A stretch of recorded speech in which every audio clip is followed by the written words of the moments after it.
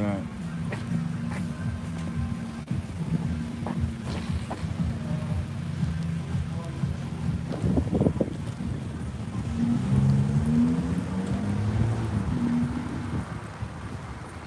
Let's see if the audio's in.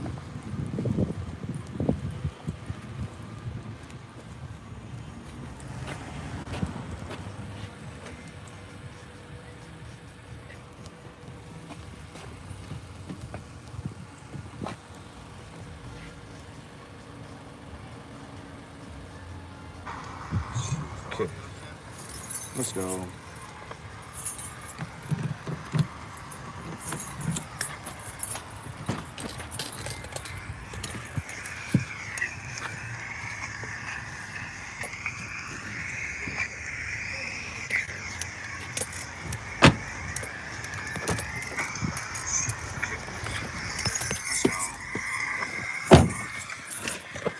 Okay, a bit of a delay. It's all right.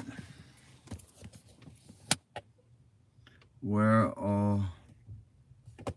Oh, let me finish my story that I was saying yesterday about my girl. I don't know how to describe it, but I briefly started to go over the situation the other day, and I'm gonna stop using Streamlabs. I'm streaming direct to YouTube right now. I paid $18.99 for Streamlabs so I could multi-stream and do Twitch, YouTube, and Facebook. But it wouldn't even do YouTube. So I got my money back, and now I'm directly on YouTube, guys. Yeah, so I don't know what to tell you, Rick. I'm not giving up on pickup artistry. I'm not. I don't know if I'm gonna be approaching girls in the gym on stream. Bro, what the fuck? I wish, you know, my plan is to tour, you know, to tour the world, and so, as they say, don't bring sand to the beach. You know what I'm saying, Rick? But, I'm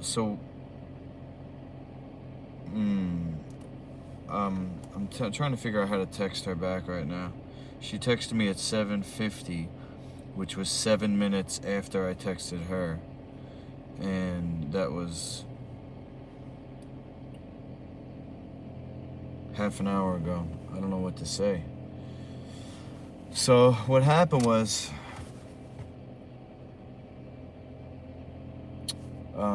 I'll just pick up where I left off, you know.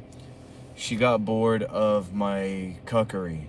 You know how they say when you're in a relationship and you slip up, she loses respect for you, she starts picking fights for no reason, and then by the time she dumps you, there's already somebody else.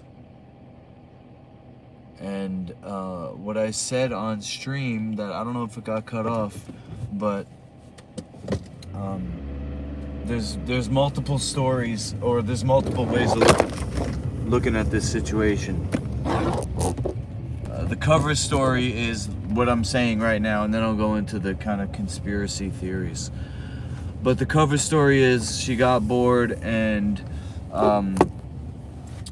basically kicked me out one night, and me at least knowing what I know, you know, I still have behavior to change as far as being what I've been told is called woofed, white upper class female. That's when a boy is raised by a white upper class female, apparently. You know, growing up in the suburbs, my dad worked a lot, so I was raised by my mom in television, and I have nice guy syndrome, you know, and I'm shy, and I probably have on the spectrum of autism. But you know, what I'm trying to say is,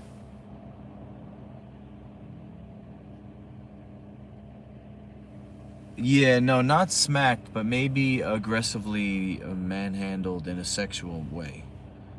Maybe that's what it was, because I'll tell you the whole story, but let me just finish this train of thought, because she picked a fight with me that night and she kicked me out, and I didn't go begging her to take me back, even though she texted me, I'm waiting, like she wanted me to apologize for something I didn't do. And then, so anyway, it was probably 6 months before I got the call back. There was one period of time where she kind of reached out like a couple of weeks later or something, and then I still didn't cave. Like, I'm not gonna, I may have certain behaviors that cause problems, but I'm not like, I'm aware after the fact. I'm definitely aware after the fact. I'm not gonna be making the same mistake again, So when I realized what happened, I did what all the dating sites say to do, which is go no contact and move on with your life and improve yourself, work on self-improvement. That's what I've been doing. So I got the first reach out, or the second serious reach out, was a couple of weeks ago, and then this Friday, I got the booty call at 11:57 p.m.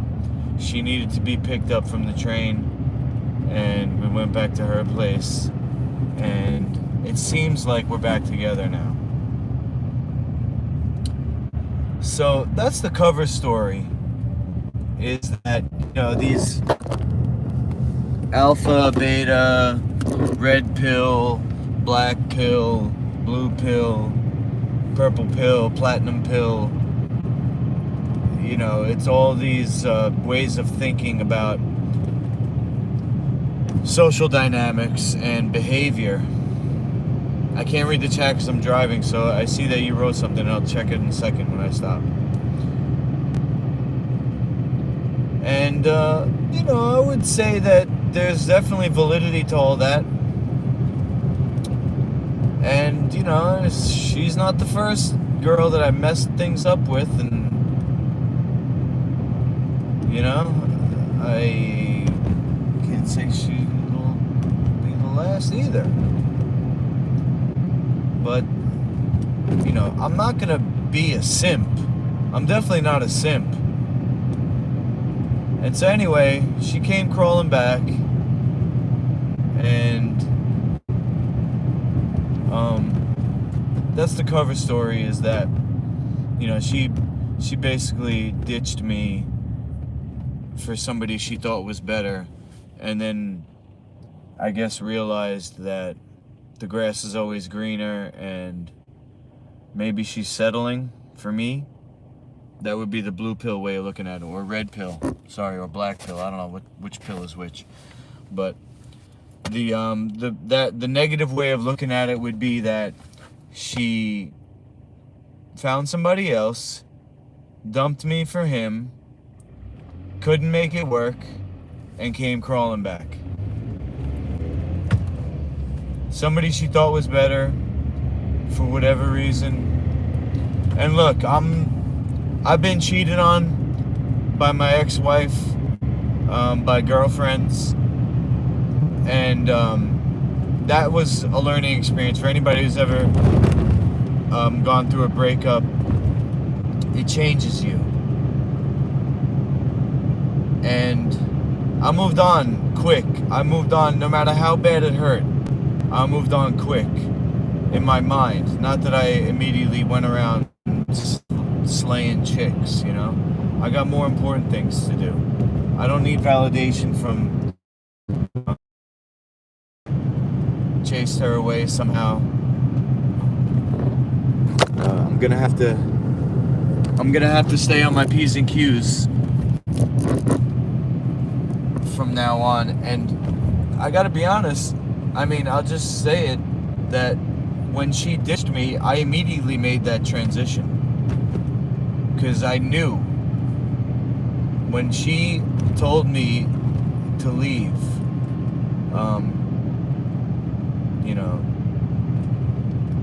I knew that that was not just a one-time thing, that it was a buildup of something, You know, so that's what a black pill person would say. She was cheating on me, and she, you know, she was picking fights to get rid of me. Found somebody better because I was, you know, I was not being alpha.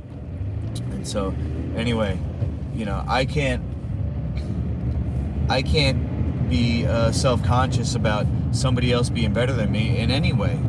You know, what's the good is that going to do me? I can only try to improve myself and be the best person I can be, and not because of a girl, you know, because that's my God-given mission and my purpose in life, and the reason why I'm here and why I chose this path.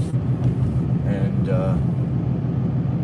people will come and go, and I believe that's my destiny, and nobody's gonna stop me, so on and so forth. You get what I'm saying? That's the cover story. Now the second story, which is not really a conspiracy but just another way of looking at it, is that she actually didn't want to dump me, and me being stubborn ruined it, because as I look back at that night,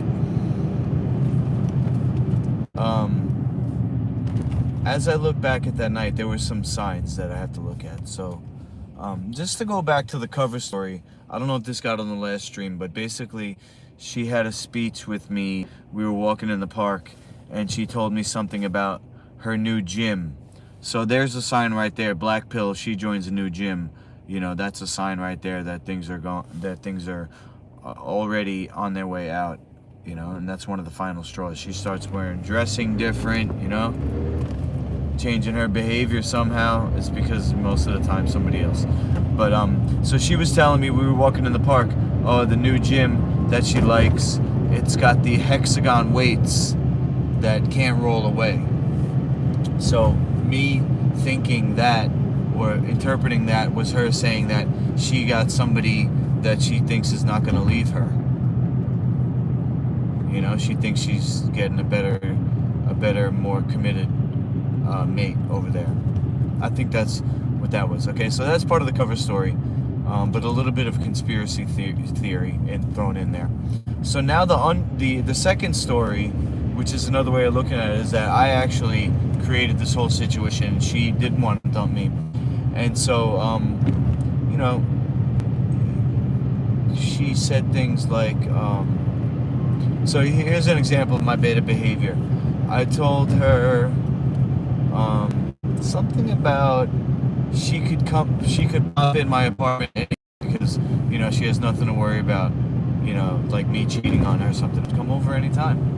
And then she said, I love you so much.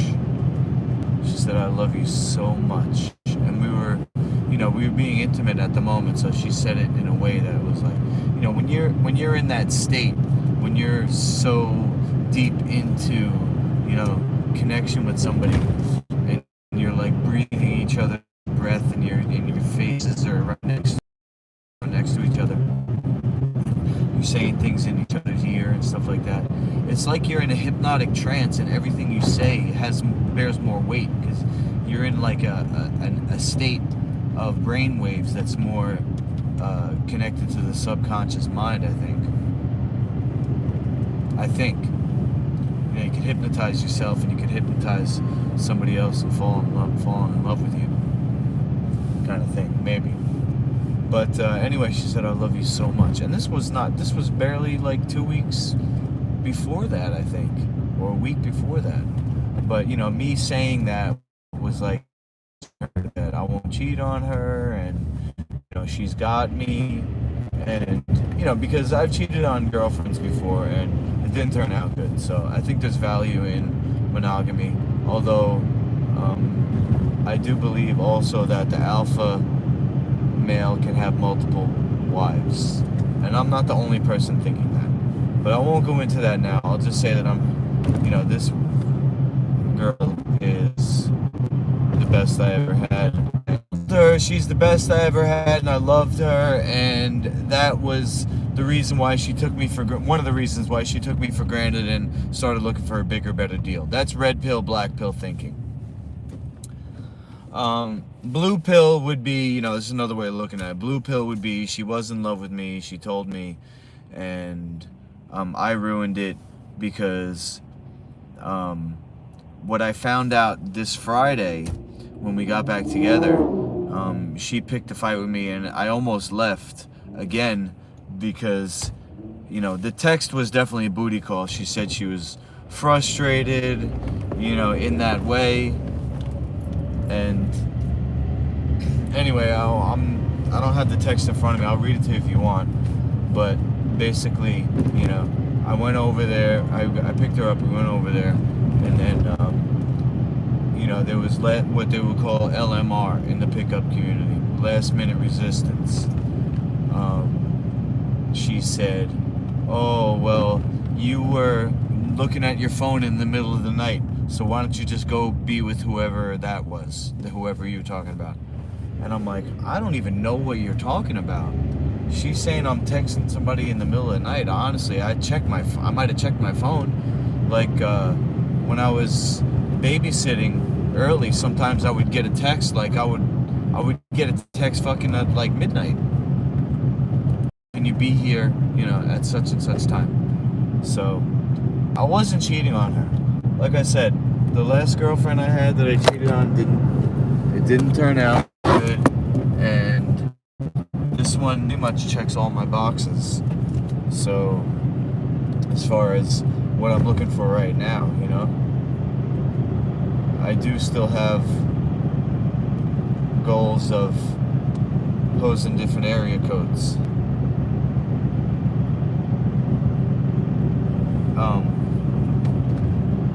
And probably shouldn't say that on air in case she's watching, But I'm already in my mind moved on without her because she did ghost me.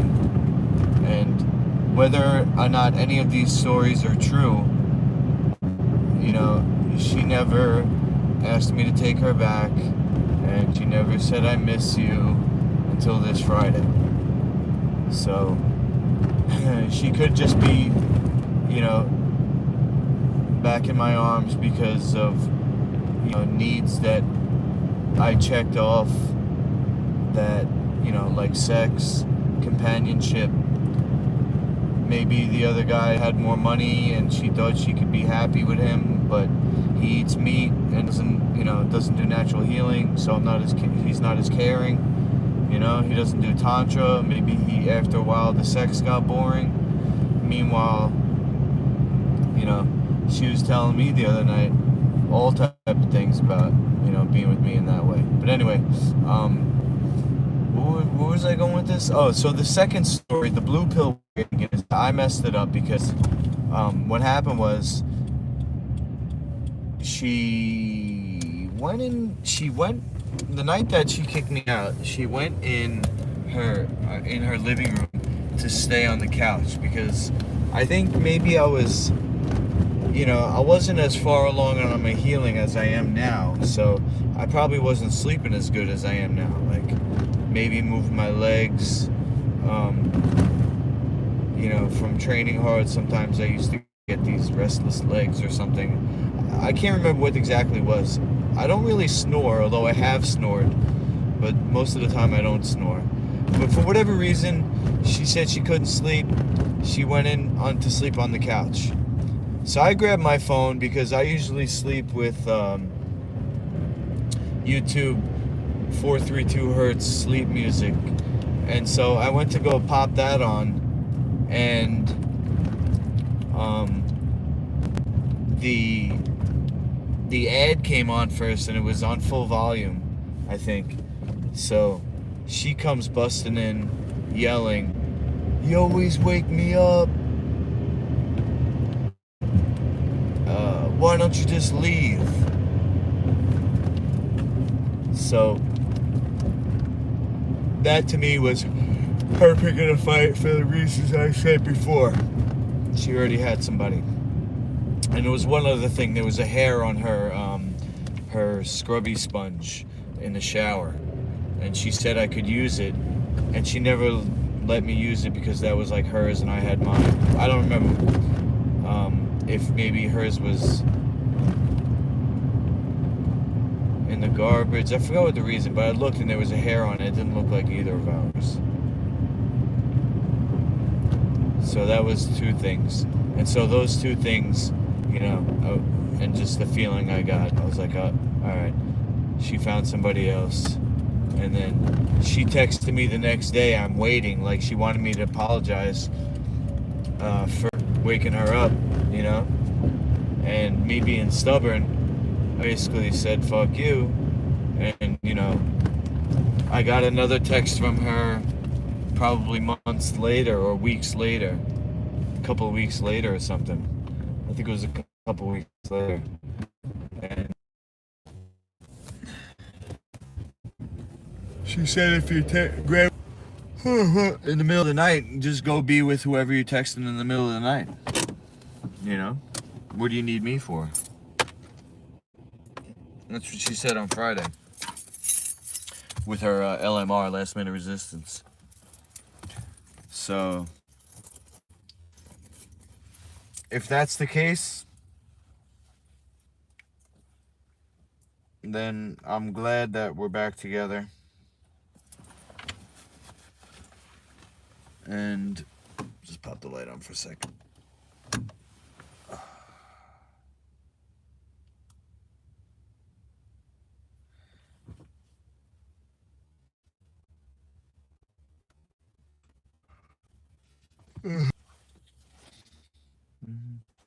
So basically, she's texting me right now. She's scared, meaning, she doesn't want to get hurt. So what I'm gonna text her back is, let's see, getting tied up makes me. Your brain on BDSM. Why? Self tying can mimic swaddling or squeezing. I get really bad service out here, I guess. Wi-Fi off, okay. Alright, let me just read this and then I'll figure out what kind of cool text to send her. I'm going to start with the disclaimer. I will not go into detail about my negative sexual experiences, but I will be going into detail about my state of body and mind afterwards. I will also recount my recent positive sexual experiences and some feelings they brought up. If you feel like this article may trigger you, please do not continue reading. Okay, sexual abuse. We're going to fast forward. Therapy. Over the last couple of years, I have started enjoying myself when I'm having my hair pulled or my throat held to control my position and movements during sex. I am rediscovering myself slowly, relinquishing my impulsive need for complete control, and letting myself relish the feeling of my partner enjoying my body in a way that gives us both pleasure. This past weekend, I had my first ever experience with bed restraints. My current sexual partner has been told that I am writing this article and that his name will not be revealed. We have been enjoying our nights together, exploring each other's bodies, and discovering things we have in common sexually. It started out as a cuddle session and some conversation, then moved quickly to kissing and caressing. I don't remember exactly how the topic came up, but my partner let me know he had restraints, and I felt an automatic sense of excitement. It felt odd that such a concept would stir up those feelings when I thought about it, but I knew somehow that I would regret it if I closed that door for myself. I didn't hesitate in letting my excitement win me over as he lifted his mattress and set up the restraints. Damn, she's in bed with a pro. Putting his hand on my chest, he kissed me as he guided me back to the bed. With one push, I was laying on his mattress, watching his godlike body as he climbed over top of me, wearing the grin that has become one of my favorite features of his. Aw. He asked if I was sure, and I nodded. Kissing me, he straightened my right arm, soft fabric cuff, and fastening the Velcro so that I had just enough room to turn my wrist. Then he pulled the strap and fastened it so that I could just barely move my arm and adjust my position if needs be. Again, he kissed me and asked if this was okay. I gave him my consent, and he proceeded with the other wrist. Once I was fastened with my arms... Alright, we're gonna fast forward this because here I was, a 25-year-old woman, completely submitting to the toned, blonde deity before me. Ah, you see? Now I'm jealous. He's blonde. My ex-girlfriend says her new man is blonde and he's better than me, so I'm jealous. I'm jealous of all blonde men. You.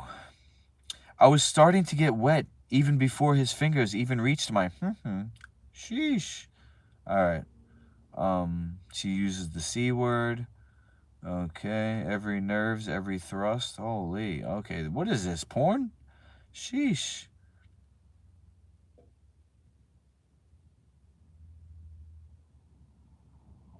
That's it?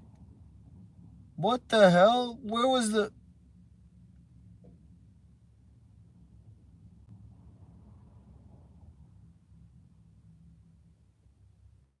Whoa. She was twitching.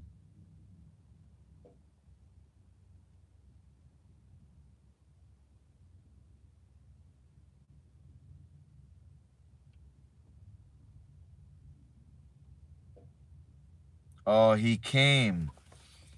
He came and then he fingered her.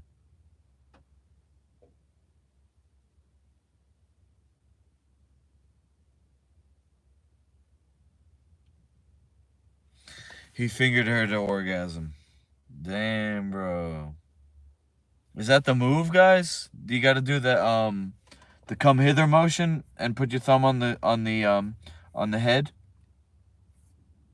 to get the thing. Um, let's see. Fuck, I can't. I'm trying to respond to this text because it's been an hour.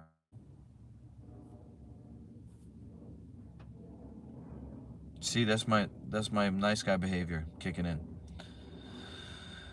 Why does my girlfriend only achieve orgasm when tied up? Wow, what's that like? Anybody in the chat? Why are you reading smut? But does she helping? You sharpen your sword. You guys did the Macarena. Sometimes they act. Yeah, okay. So, yeah. So, no, that's a good point. She's actually, um, good for me in a way that is like a sparring partner. So, you know, it's like I'll just tell you the truth. I ejaculated on Friday. Actually, it was Saturday morning. We just kept going at it, for hours, and then when we woke up, we did it again. And I did semen retention that night, but in the morning, I I guess in the morning I haven't had any weed. I haven't had any mushrooms. I haven't had any yohimbe, no tribulus. I think all that stuff, it makes me last longer. So when I woke up in the morning, I didn't have the control. Maybe the weed also helps me slow down. And I tried to pull out, and I tried to hold it in, and it was, I would say, like a half orgasm, a half ejaculation, because I did basically not shoot. Some came out, but I think a lot more would have came out if I got into it. Must have been painful blue balls. Um, it's really not. It's really not, man. The body can deal with it. But wait, what was I saying with that?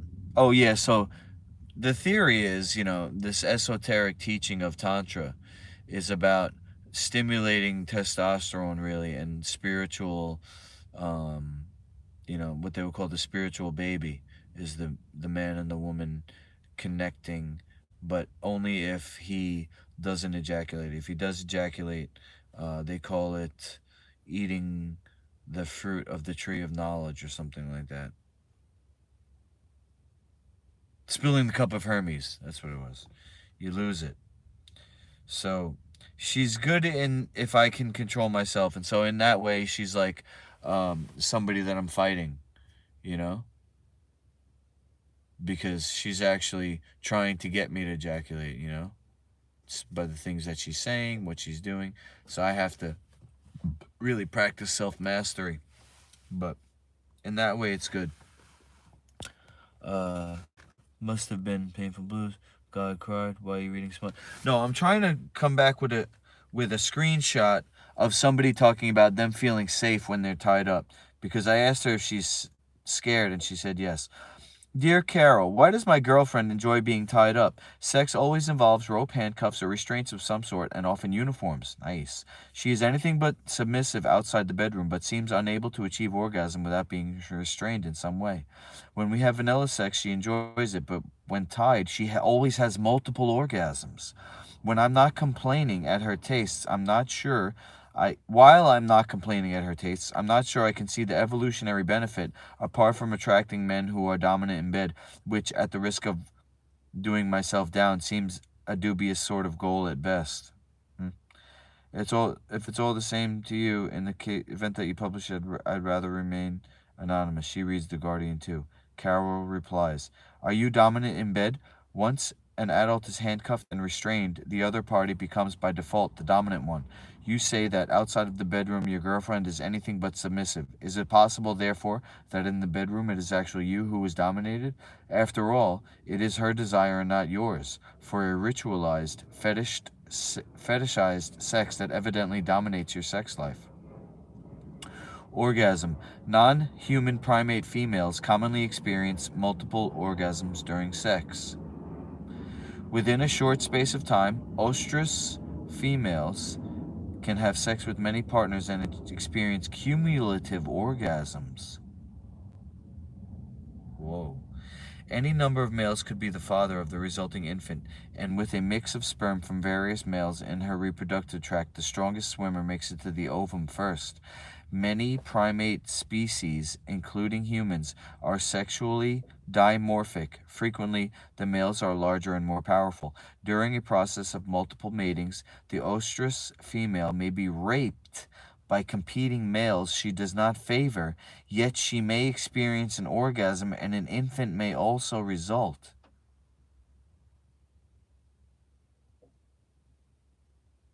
That's wild. Western science finally accepted that women experience orgasms in 1962 or 1966. It was then theorized that the female orgasm was uniquely human and evolved to encourage women to bond to their men. Until the early 1970s, it was widely assumed by male primatologists that the non-human female primate did not experience orgasm, but women field primatologists studying wild apes and monkeys interpreted the sexual physiology of the female primate differently and accepted that orgasm occurs naturally and did not need to be proved. Instead, they were interested in why the female orgasm had evolved. To settle the debate, laboratory-based male scientists strapped captive female monkeys into ankle grips and dog harnesses. They then stimulated the animal's clitoris and inserted an instrument in place of a male macaque penis into the animal's vagina. They observed the female monkeys experienced orgasms similarly to women. 3 stages were noted. Firstly, an excitement phase in response to clitoral and vaginal stimulation. Secondly, a plateau phase where the monkey grunts, calls, makes an open mouth face, and reaches out. And finally, a resolution phase, post-orgasm, where the female tries to escape. Oh, damn. It has been suggested that sperm retention takes place via the biological function of the female orgasm, aiding that particular male's chances of fertilizing the ovum. Okay. It has been theorized that rape is an evolved reproductive strategy in male primates, including humans. Oh, geez. From DNA data, it has been estimated that 13th century Mongol emperor and warlord Genghis Khan has approximately 16 million male descendants alive today. Genghis and his sons and grandsons acquired thousands of women from conquered territories and enslaved them as concubines. Clearly, those women did not choose Genghis, he chose them for their looks and virginity. But today, more than 1,000 years later, because they were sexually dominated by a powerful man, the genes of the women who produced sons like Genghis proliferate in the region of the former Mongol Empire. But you can't, I'm just going to react to that part right there. You can't say that just because something happened, that's what it's supposed to be like. That's like saying we're supposed to drop atomic bombs. You know, the guy just might have been a maniac. During the first half of the menstrual cycle, women's testosterone levels increase. By the time they ovulate, their testosterone peaks, and during the latter half of the cycle, testosterone falls. Testosterone levels help to promote sex drive in both males and females, women's sexiness coinciding with their most fertile time.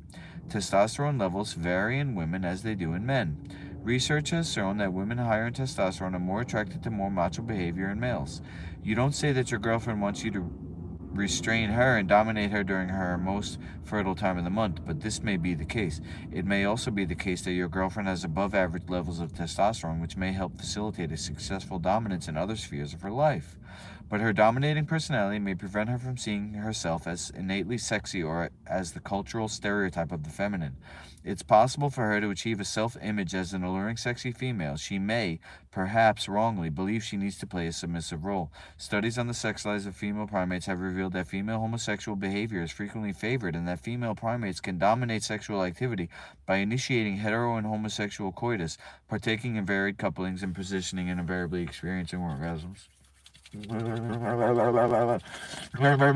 I just want somebody to say, getting tied up makes me feel safe.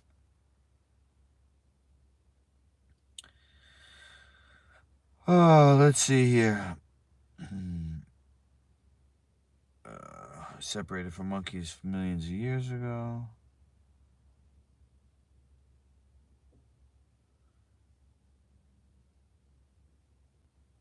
That's not the article I'm looking for.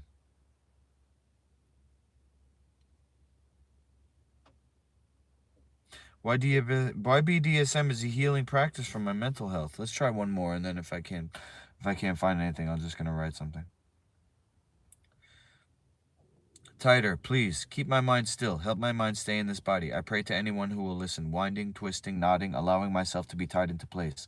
Tying the knots so tight my mind will not stray away from me. Wrapped in red cottons, black hemp, and Costco rope. All in attempts to wrangle my mind to calm, so that I am present for my own worship. A safe, consensual kink that encourages risks, evokes healing, and for me demands presence.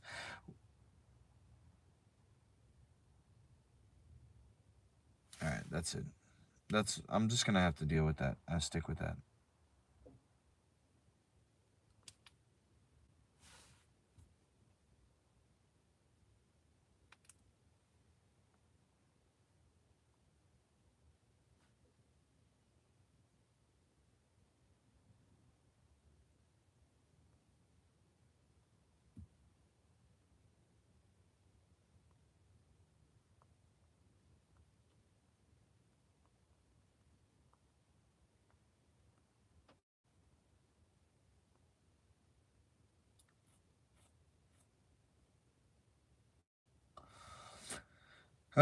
So I said, I sent her this.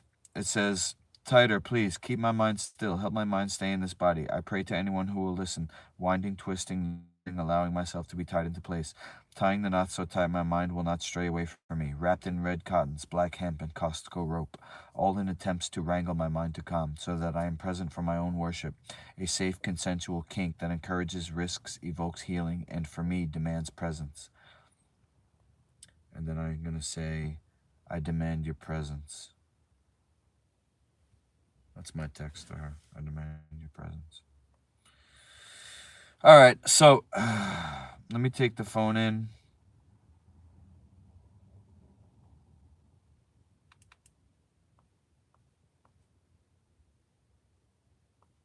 Close that out. Check the chat.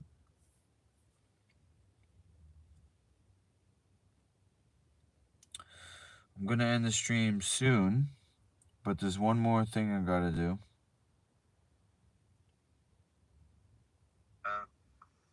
Check the chat. Okay, let me pause that. As men, Bubba Joe says, as men, we have to be fluid with our gentleness and dominance. When the woman ovulates once a month, their minds, somatic fuse wants us men to be dominant, for example.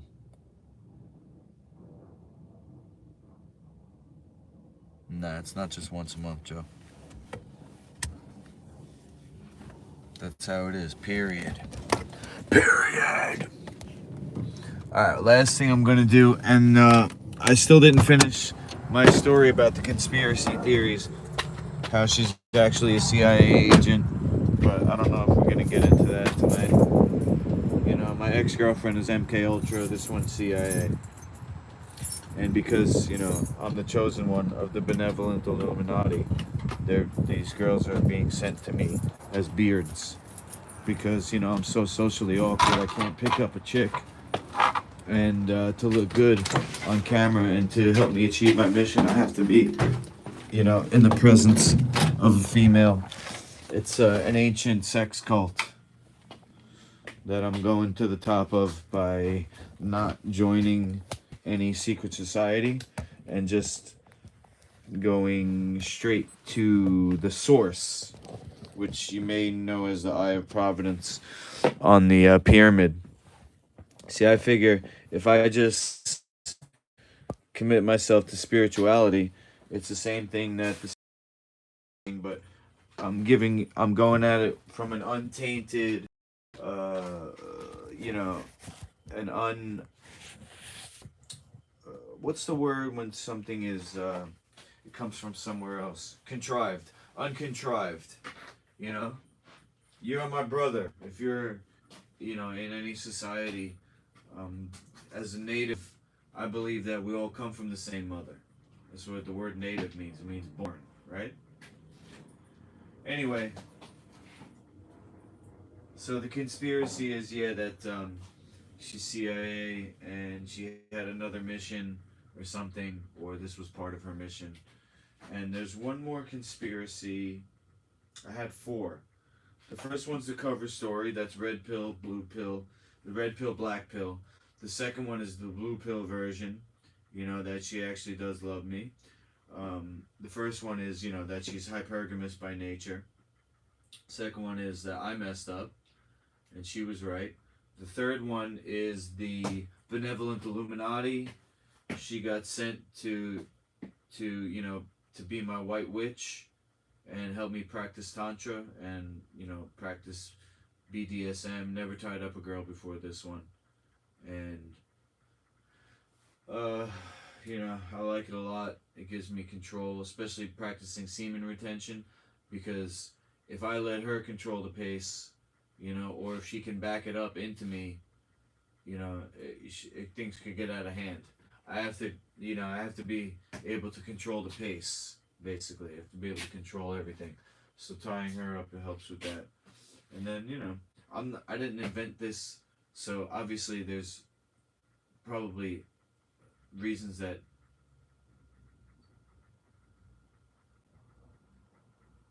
I don't even realize that it's satisfying something innate inside me, right? Like what you're saying about being dominant and stuff like that. So, if you go back in the stream, guys, this is the last thing I'm going to do. Um, I can't think of the fourth conspiracy or the fourth theory. It was like another type of conspiracy, which was um, kind of spun off that one.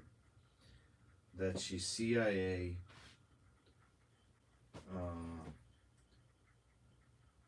You know, if you look into the history of the military, you have guys like the Dulles Airport, where supposedly they do testing. There's this guy Michael something or other. He's got these crazy eyebrows. They come up at like they look like horns. The eyebrow at the end, it curls up, and he started the Temple of Set, which is a satanic church where they do sex and blood. Which I don't have a problem with sex rituals, but blood, I don't spill blood. You know, I'm vegan besides honey, and I don't do blood rituals. Although I have eaten flesh in my life, I was raised as a vegetarian, so it was easier than most people probably for me to stop eating animal flesh or any flesh, because I don't, I wasn't growing up with this stuff. And when you eat something growing up, it becomes a part of you. And so there's actually microorganisms like worms that end up growing in people's guts, growing out of the tissue there, and they become addicted to it. And that's why pork is banned in certain religions, because the pork tapeworm goes right up into the brain. The DNA is so similar, you know, that if you eat that stuff, you get taken over. It's like a karmic um, retribution. If you participate in sacrifice, there's a price to pay. You can get big eating beef, but there's a beef tapeworm. Mm. So, what's more important?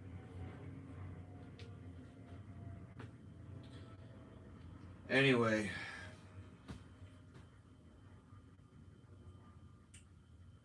in the military, you have, just like everything else, the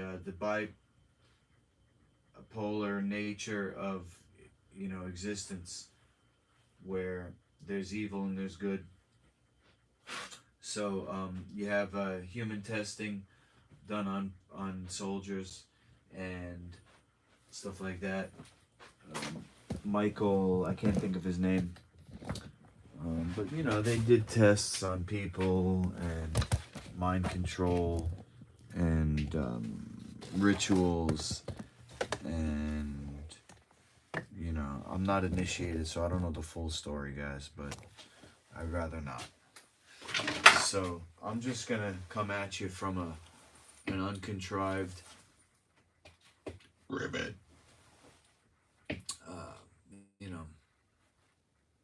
viewpoint, but my intentions are pure. I believe in the all-seeing eye. I believe in God. I just, I focus on what I can do. I don't think I need to be initiated to get my mission. I don't have to take ayahuasca to realize the meaning of life. I take mushrooms, I take weed, but those are for physical support. That's an ergonomic aid. Helps me get the job done. Puts me in a better mood. But the military has a lot of different branches. Supposedly the NASA scientists came from Germany. They were experimenting with UFOs, and they started MK Ultra. MK meaning mind control. K in German is how you spell control. Also, you have the code talkers. That's the natives. So the natives, Americans, got into the military. And that's where the mission that I got is from. Not from the natives in the military, but basically from the natives in the military. It's like, the code talkers were a long time ago, but the technology of the natives, it's not just language, but it's also healing. It's a way of doing healing where they don't just, like, if you go to a doctor, a Western doctor, and you say, I have a condition or whatever, they're going to give you something. But the native way of healing is to change the behavior. And as far as behavioral change, like you have something that's making you not be healthy, so you fix that instead of just taking a drug on top of it or doing a surgery. You got to fix what's the reason why you got your health suffered. So that's real healing. And that has to come from inside. Somebody can't just make you healthy. So the way that the natives heal or help people heal themselves is so they set things up so you have like a self realization. They call it awakening. And so the the mission that I'm on, it was never it was never outright told to me like, oh, you're an MK Ultra now, and this is just a theory that makes sense to me in a certain way of thinking about it. Um, that you know the military sent this girl, and you know what she did to me by kicking me out and ghosting me for 6 months was for the purpose of helping my mission so that I could focus.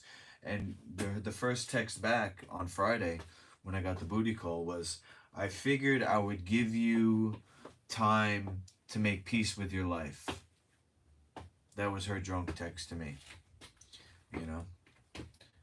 Um, well, it was a deeper conspiracy than that, but basically, yeah, I don't have to go in. If you want to learn more about how the military is actually, they use magic in the military, you can look into how, in World War II, the Germans were doing, they were trying to learn about psychic warfare, and the Russians too, and you could look into how they had psychic spies and remote viewing, and how the technology of IBM and computerization was used to not only people, register um, you know prisoners, but also keep track of things, and they really used these prisoners to do mind control, studies and things like that. And those scientists came to America, and then you had the '60s where they were using hallucinogens to get into different areas of the brain, and then my teacher in the '80s used SPECT imaging, which is a brain scan, and they mapped out the language language's effect on brain function, and so they could, this is theory now, they could actually interpret your self-talk by looking at your brain in real time through this scan. So if you could imagine a rainbow brain where different areas of the brain are different colors or different intensities of color, and um, when they're using the computerization, of registering and keeping track of things.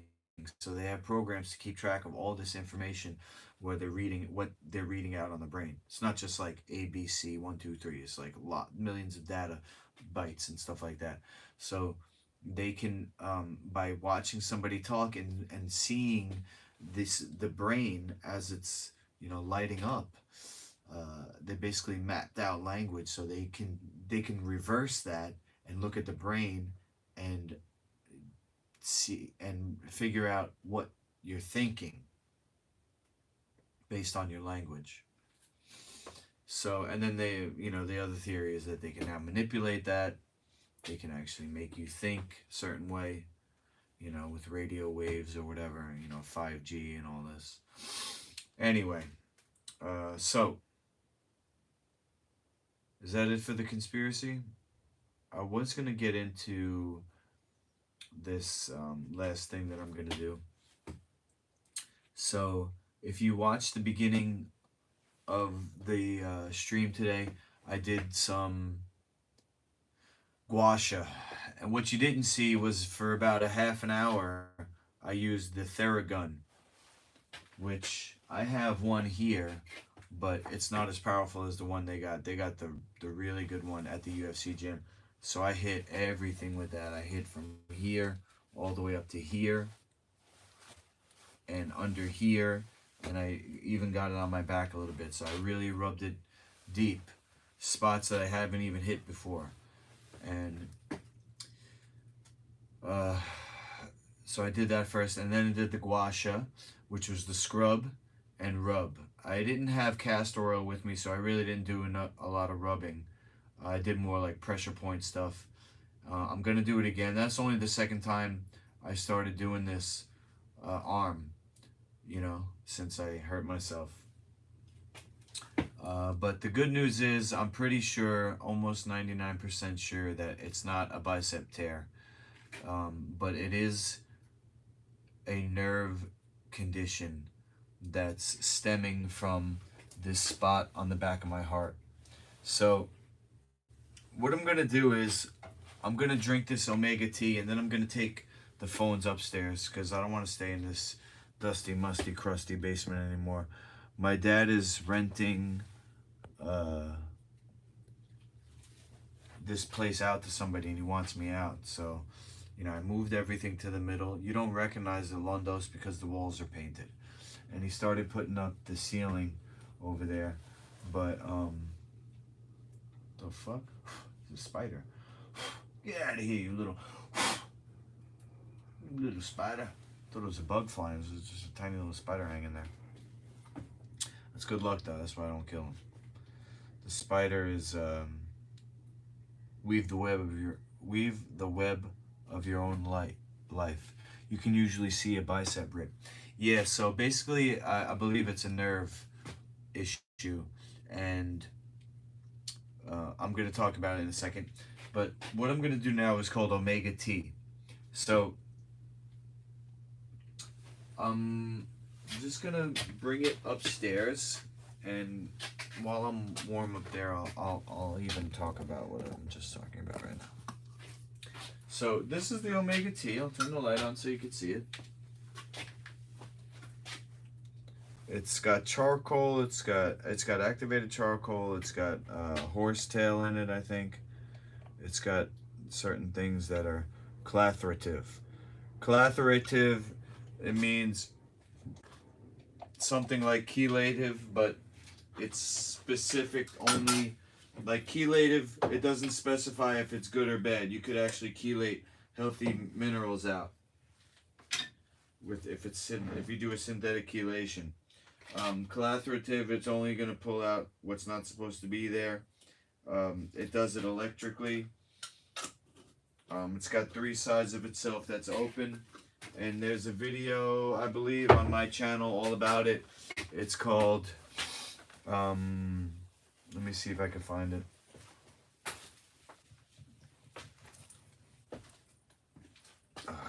Which video is it? Hold on.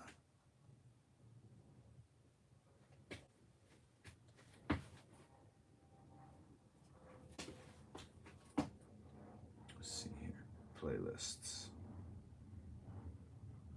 David Joe PhD exclusive, Eclipse, favorites, just by Kung Fu, Power Grappling, Universe Inside Our Mind, Whole Brain Functioning. Let me see if it's this one, if it's on this one, David Joe PhD exclusive. If I could find the names here. This one is Blood's Biophotonic Nature, no. So it's amazing. You probably have heard Become a Medical Intuit, no. Auric Reading, Read You Like a Book. This one is Nature's Operating Table.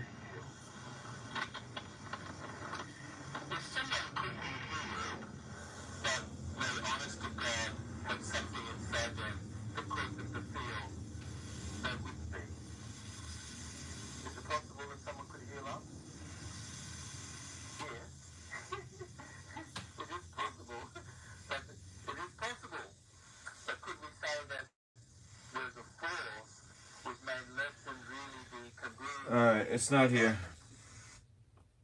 I'll have to upload that one. Anyway. It's supposed to remove intestinal plaque and debris that's in between cells.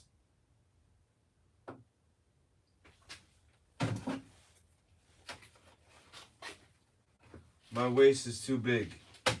It's got debris in there. It's not supposed to be there. Intestinal plaque. What else? Probably fungus, mold, yeast. Yeast, if you can imagine skin that's kind of like lost its circulation. It becomes pale, you know, white. It could start flaking off, you know. It gets fungus at a cellular, below the level of a cell. You're talking about almost like, imagine dust coming off it. That's the mold. And that's a condition because the intestine was never rested, even before I was born. When I was eating from my mother's umbilical cord, you know. I think I don't know how the umbilical cord works, but certainly, you know, when I came out, and then I started eating my whole life, and then this area never resting. So this spot that I have this inflammation here on the lower right quadrant is called the ileocecal valve.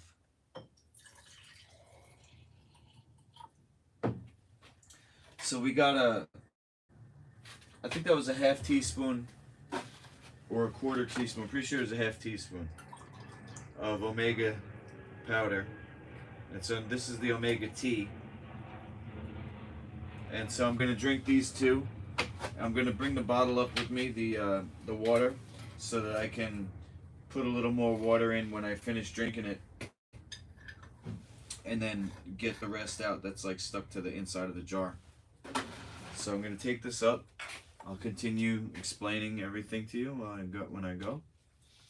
And I'm going to show you my new room. So basically, my dad wants to rent this place out. And so when I put everything back, I'm starting to, you know, get rid of stuff. And I got all my clothes, well, not all my clothes, but a lot of my clothes upstairs. I'm going to start to throw out what I can. You know, my plan has always been to tour, you know, so everything happens for a reason. My dad's helping me get everything ready to leave because, you know, I got too much stuff. I'm not a hoarder or anything, it's just that, you know, I accumulated shit. And I gotta fit everything into a couple of suitcases now if I'm gonna tour. So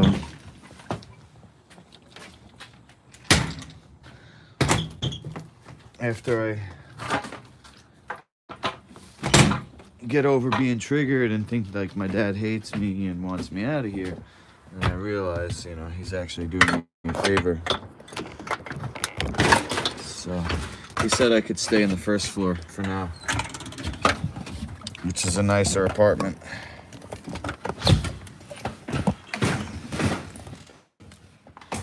And this is the apartment that I wanted to get anyway, you know?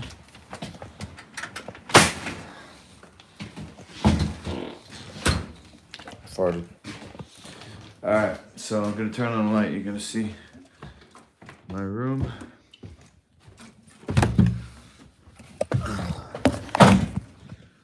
Okay. Let's see here. Put this water down. Put this omega tea down. Okay, so got my clean clothes, clean towels,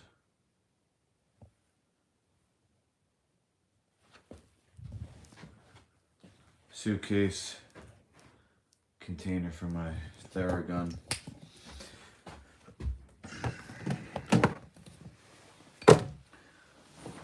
Okay.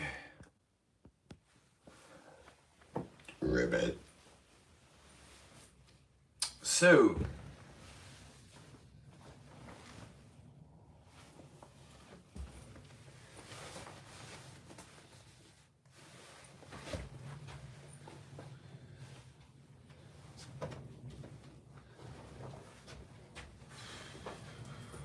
here's the situation. I got this gut condition. Let me just check the chat real quick.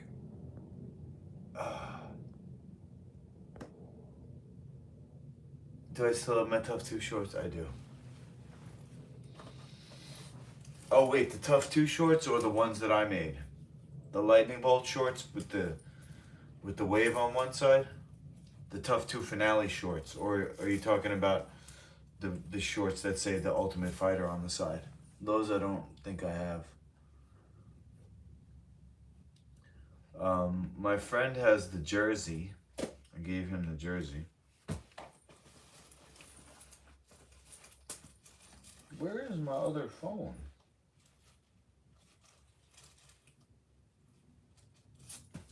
Is it in the car? Hold on, I'll be right back. I think I left it downstairs.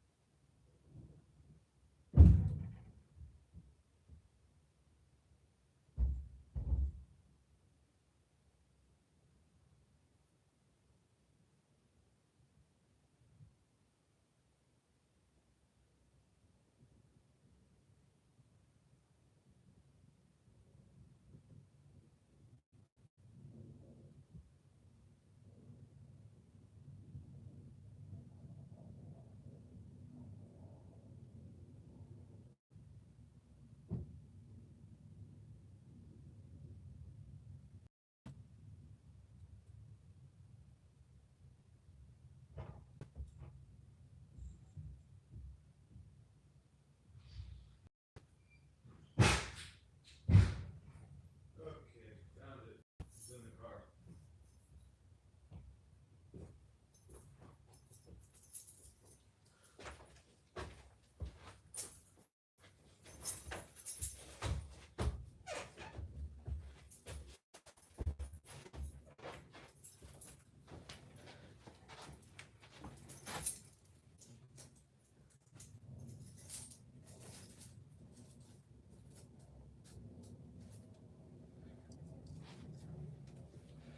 Alright, got my mobile hotspot.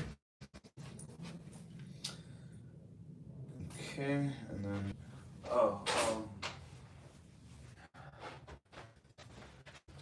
I'm gonna show you what's going on here.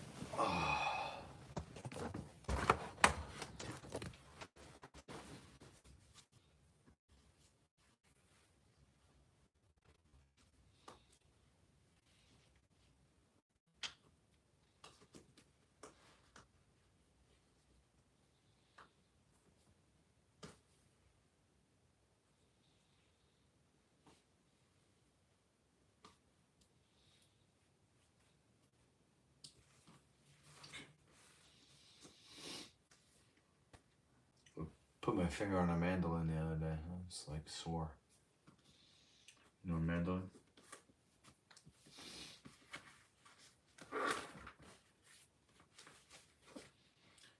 Alright.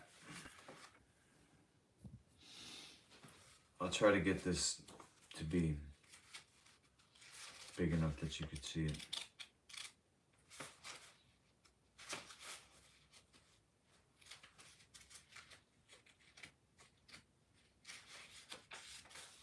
Okay.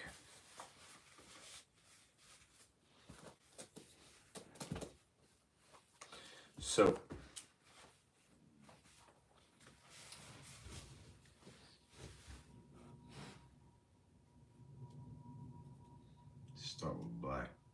actually start blue. All right. So this is the lower right quadrant that I was telling you about. And it's actually a sphincter.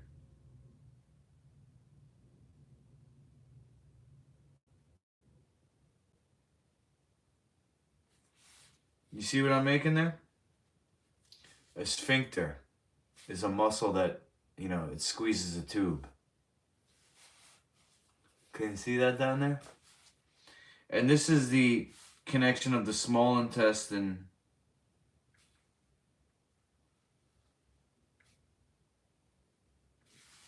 and the large intestine. You see? And then you have this actually goes around like this, but this is I fucked up. All right, so the large intestine actually comes around. So there's a side pocket here. So the small intestine comes, and in this corner, you know, I have distension. So the food, you know, eating grains and other things that are like sticky, mucus causing, it causes a bulge here where my hips are wider than they should be. But that's shrinking. I can feel like the inflammation is reducing, and so everything's pulling back into the way it, you know, it's supposed to be. So here's the sphincter, and then so the food goes through here, and then it goes up, and then it goes all the way around, and then it comes back, but then it goes out the back. So this is in front, and this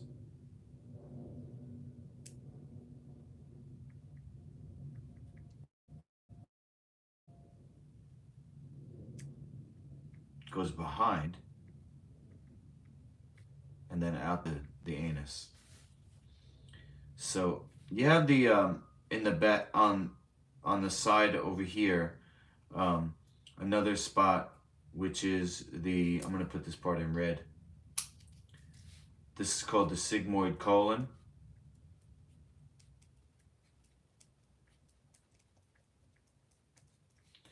And I have inflammation there too, and not only inflammation, but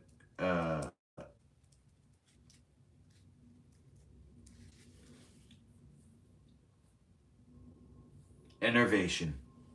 Innervation is where the tissue actually becomes decrepit. You know, become old. Imagine a dog's nose when it gets kind of crusty. It's like a fungus. It gets hard. It's not soft. You could have a tumor. You know, colon cancer, as it goes back here before it comes out the anus.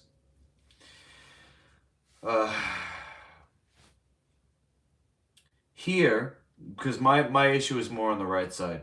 I mean, I have this going on too, but then as far as my right, it's my right bicep. So that's correlating to this. I mean, it's all connected, and I'll explain why. So this spot right here, the food is supposed to pass through. The sphincter opens. It ends up in the colon. It's poop now. Okay? But now you already ate something, or I already ate something, and so there's more poop. There's more poop hitting this sphincter again. And so it's always working, and it's never not. And it's never rested. And so the same thing that's going on here, it's a little different because this is real poop on here, and this is kind of like a bolus still, but even though it's breaking down into a lot of bacteria. So you do get fungus, like I said, mold, fungus, and yeast. and this can split. Like if you ever had athlete's foot and the skin splits, or if you ever get a split lip, that's connected to this. Unless it was a split lip caused by getting punched. If you just get a split lip in the wintertime, that's, depending on the side, it's connected to one of these spots. The ileocecal valve, the sigmoid colon. You could have it in the middle, which is both, but also the anus. So, and the stomach. But depending on the side, either you have eaten too quick after defecating, or you what you're eating can be causing inflammation in the intestine itself. So this can, because I switched my menu up, this is not flaring up as bad as this, but this is like it's like it's a condition that's still there. It's underlying, and this actually caused this, but not directly. It's like part of a larger overall condition. Anyway, this is on my lower right quadrant, okay? And so this inflammation, I've always been dealing with this, and I have a knee injury that's connected to this on my left side. Knee injury when I was 15 from skateboarding. But because of this, was too much weight on my left side, so my knee, my cartilage was injured. But this inflammation, it's bringing blood. I'm writing this in red now. Put this light on so you can see good. This inflammation here, my lower right quadrant, is bringing blood and it's packing the area. Look how much red I'm using. It's inflamed and it's causing stiffness. And it's pressing on nerves that... Let's go back to the blue. My teacher, David Jubb, always says there's more nerves in the intestine than the entire spinal cord. There's more nerves in the intestine than the entire spinal cord. That means that the brain of the gut is actually the primary brain. Not the second brain, but the primary brain. There's more connection to the gut than to the brain for your body. So, but anyway, these nerves, they go all the way up, and then not only that, but I have let's go with green, so you can see my heart is a little bit on the left side, right? Mostly in the middle. There's the heart. So not only is this causing a nerve to be pressed, which is connected to the heart, but there's also the toxicity of the food particles, of the mycotoxin, which is the poop of the organisms. Like I said, mold, fungus, and yeast. They're pooping and they're passing into the blood because the sphincter is so deteriorated and the tissue around the sphincter is cracked, and mold and fungus has grown into the tissue, and so it's not sealed. I have a leaky gut, and so the toxins from this food that's broken down, even if it's healthy food, it's got toxins that have to be disposed of, but they're actually leaking into the blood. So there's the nerve condition, but there's also the toxicity that's making my heart work harder than it has to. And so now there's inflammation in the heart. And I also have, because of that, let's get into the neck now, and then my head's up here. So because of this is an underlying condition that's affecting everything. Now I have a neck issue, and that's actually injured as well. But so this inflammation in here is why I believe I have drawn my shoulder here and my arm coming out.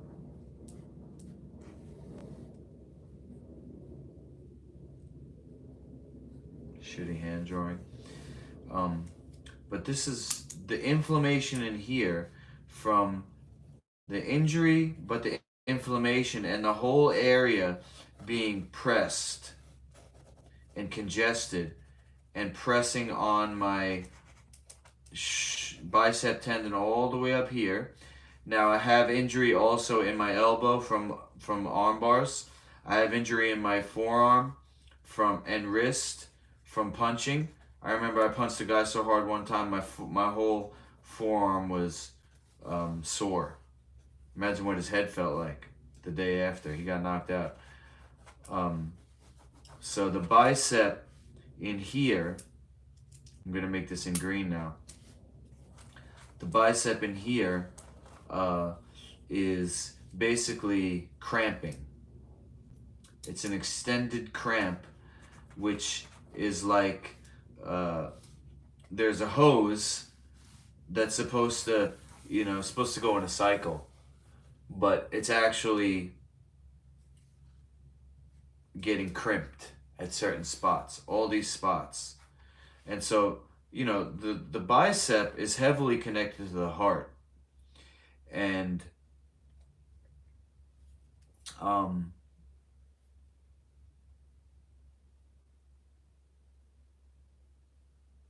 it's gets its blood from the heart. So this condition in my arm is really a condition of my heart. That's really a condition of my gut. And that's what I was trying to tell Michael in the chat yesterday, because he's saying it's probably my lat, which it is actually connected to my back, because that's the spot that I was hitting with the hook, or I was trying to hit with the hook at the gym. If you go back and look, I had the hook and I was trying to scrub this spot on my back. And I did the gua sha, which is the scrape a little bit on the front, and I really need somebody to do it on my back.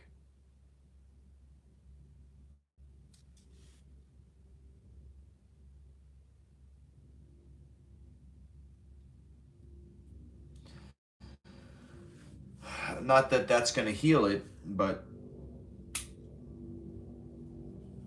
it will heal, and that will probably give me some relief in the moment. But so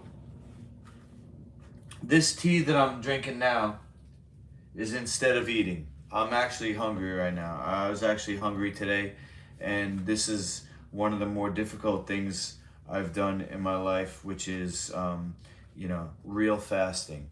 It's not liquid fasting, which I'm kind of used to. I can go days without eating, without chewing, but I will have ice with juice and tea and honey and coconut sugar and maple syrup, so I'm actually, and coffee. So I'm actually getting calories, but also, kind of satisfying that taste. I did have coffee and coconut sugar today, and I had weed and I had mushrooms, and in the mushrooms is lemon and apple, and in the weed there's coconut butter. But I had coffee with coconut sugar.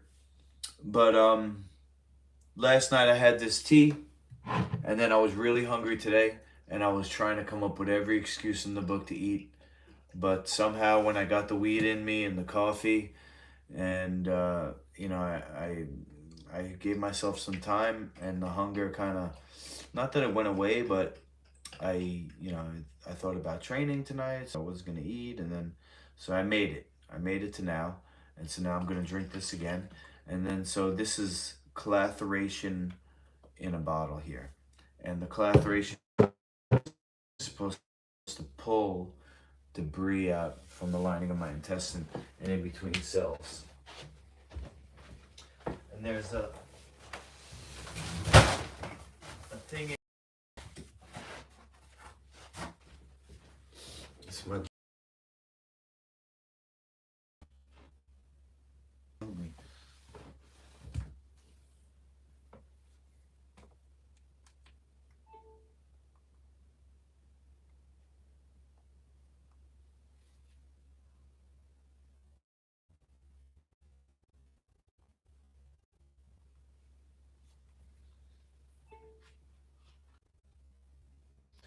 tough finale shorts.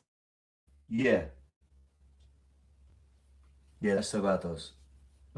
I ain't giving them. Somebody tried to buy him, and he tried to undercut me, and I said, "Fuck you, man. These things are worth a lot of money." And he tried to insult me. He's like, "Oh, Italians are cheap." Blah blah blah.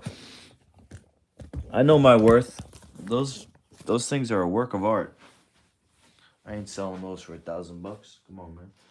So these are all of the jub tapes that I got, but then there's also a bunch that I inherited and I got from other people. And there's one in here that I'm gonna find right now. I don't know if I'm gonna listen to it right now, but definitely gonna find it so I can upload it at some point. This is the first tape that I ever listened to, and it was given to me. It was the first jub tape that I ever listened to, and it was given to me, and I listened to it, and I didn't. Oh, here it is. Clearing away rock hard calcium phosphate deposits. I think this is it. Hold on. There should be another one. This says tape 2. And I listened to it, and I unlearned the unnatural. That's a good one. And it didn't really settle in, but then I listened to it again and again and again, and then, you know, then I had to go meet him.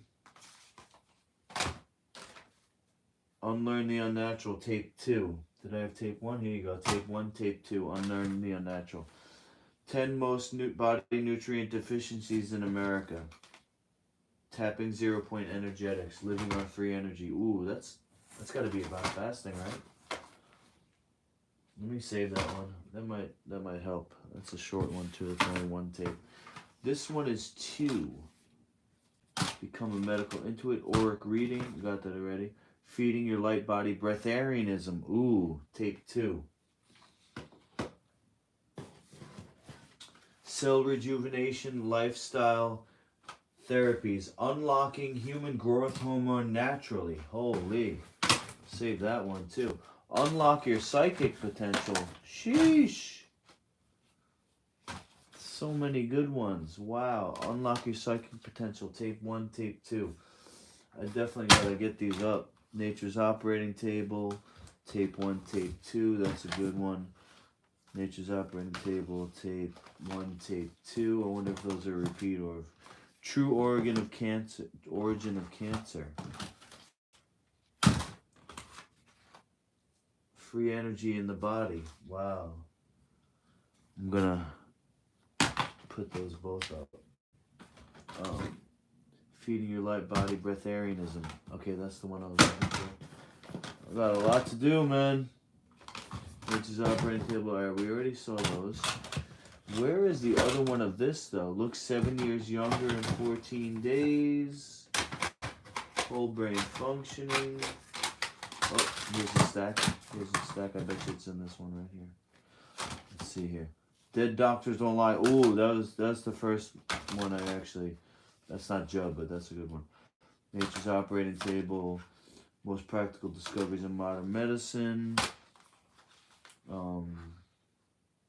Exercising, plenty, eating 10 months. Alright, well, you know, everything happens for a reason, and I gotta believe that.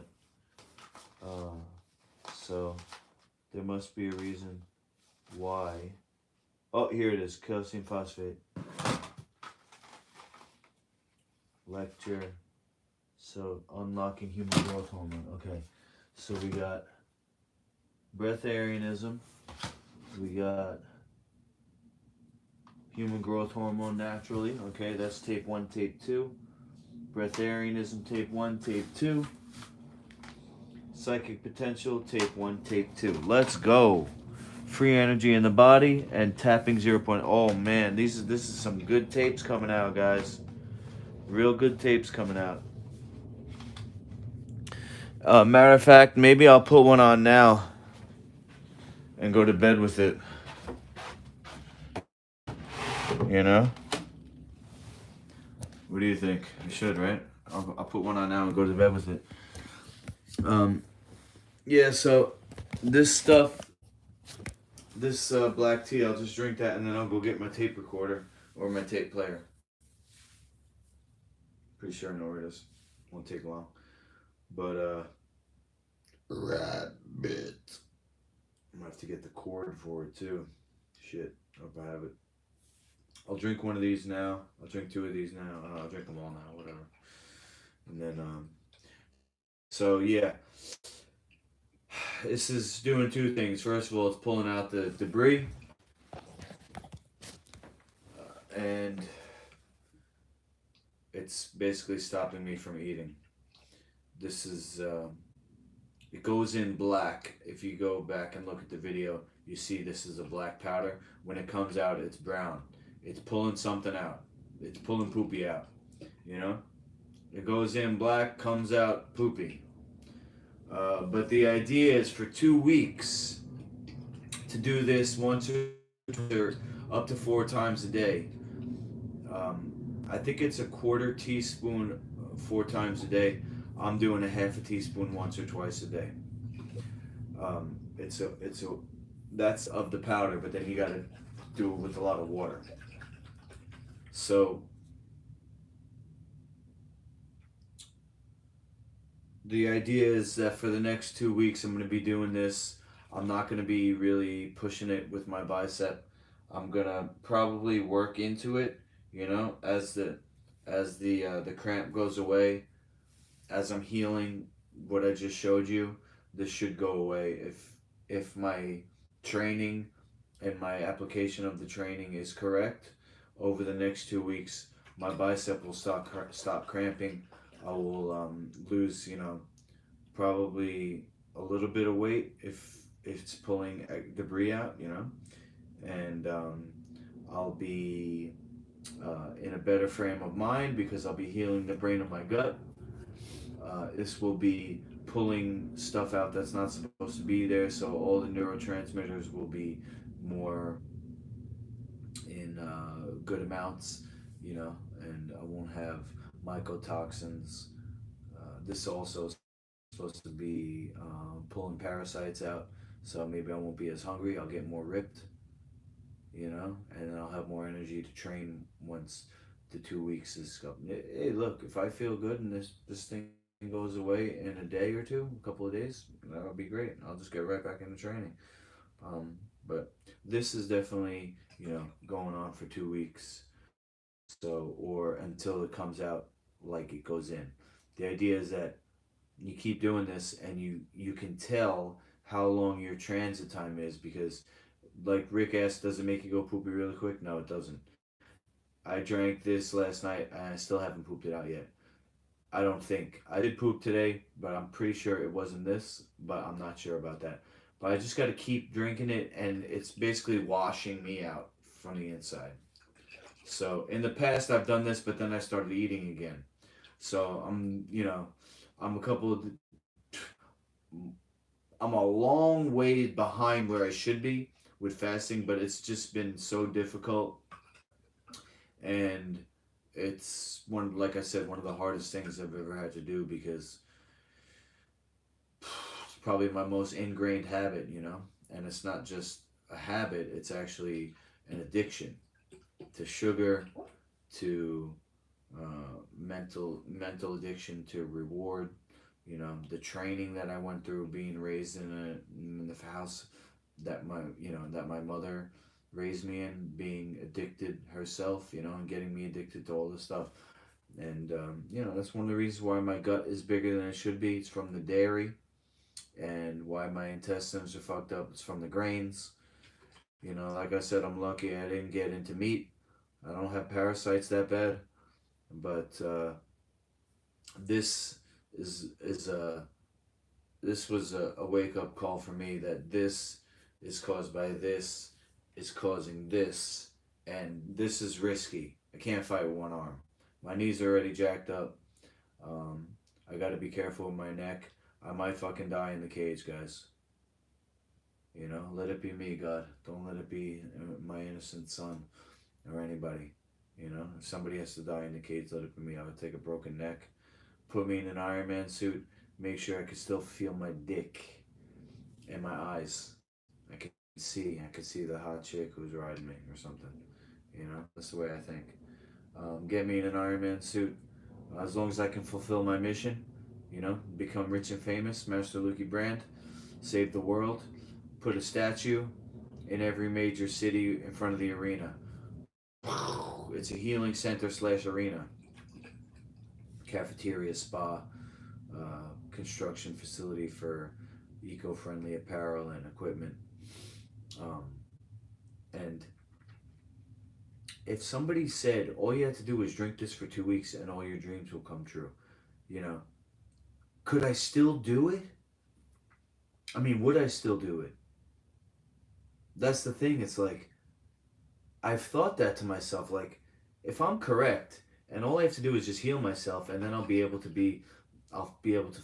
fulfill my potential. It's like, wow, you mean that eating in the moment, it's not going to satisfy me, because then the issue of me being unsuccessful and not having my kids and having a brain injury but being miserable about my situation, even if I didn't have the brain injury.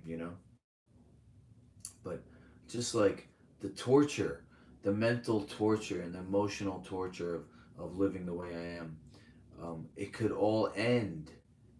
But it's like all I had to do was just heal myself, but I put it off so much, and I satisfied like the momentary craving of eating for what?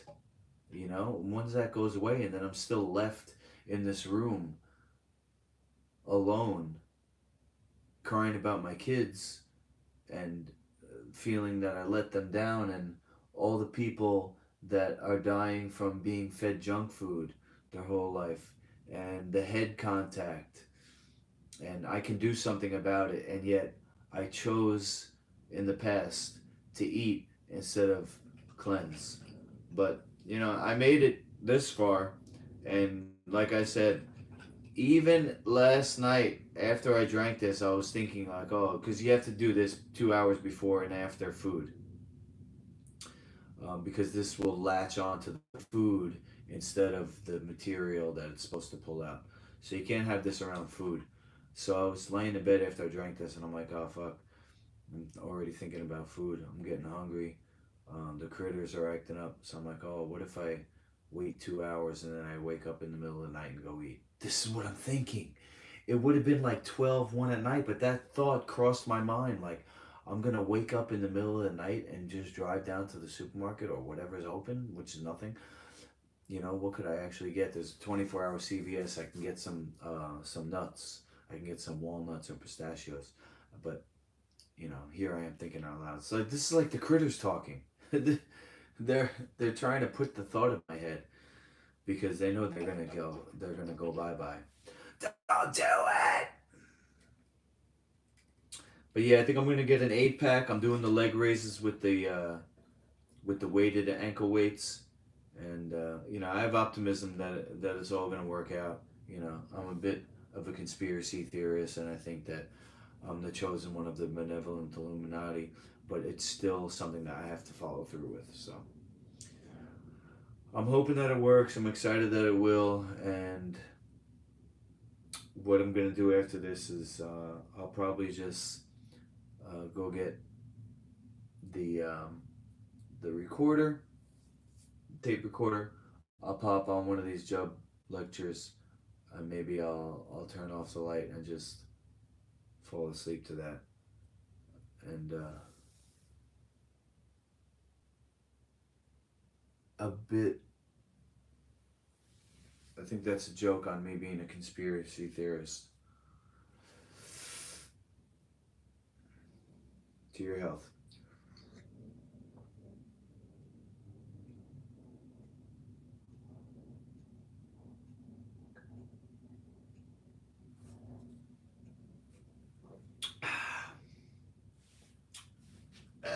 I don't want to drink too much. I was up like 3 times last night peeing, but there's still some like. I don't want to waste anything. I'll just put a little bit in there.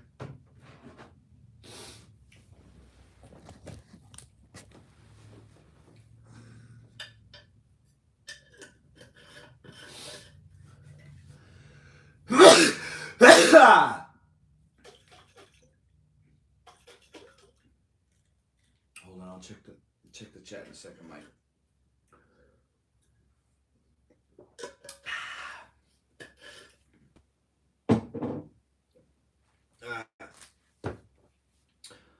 I remember a video, maybe from your old page, where you talk about chewing everything, even liquids.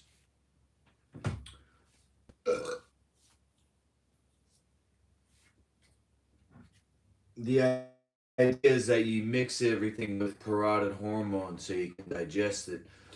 If you if you just whack something back and you don't get parotid hormone on it, like you popping pills or you're drinking juices and you're not savoring it to get the saliva to mix in, you won't get as much nutrition out of it because there's parotid hormone apparently which the body uses to recognize self. So when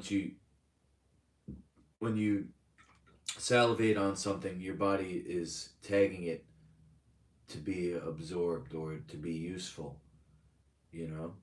That's what the purpose of saliva, not just to lubricate, but also to chemically, you know, um, chaperone. But this, I'm not drinking for nutrition. I'm drinking this to cleanse. So it's really just got to hit my gut. It doesn't have to be complexed. You know, it's going to do what it's supposed to do. It doesn't really taste like anything at all. All it tastes is the water. Dose.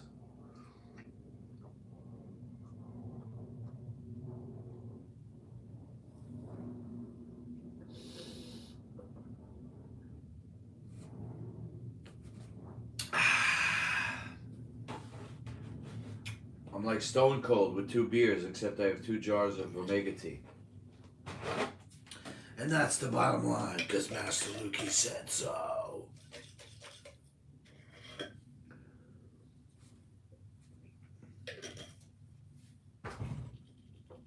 Oh, yeah. Now, I might have to do construction tomorrow. Check.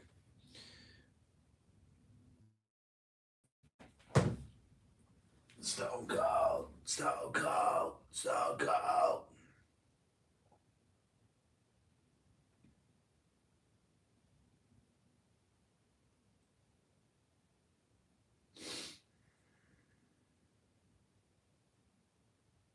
Really?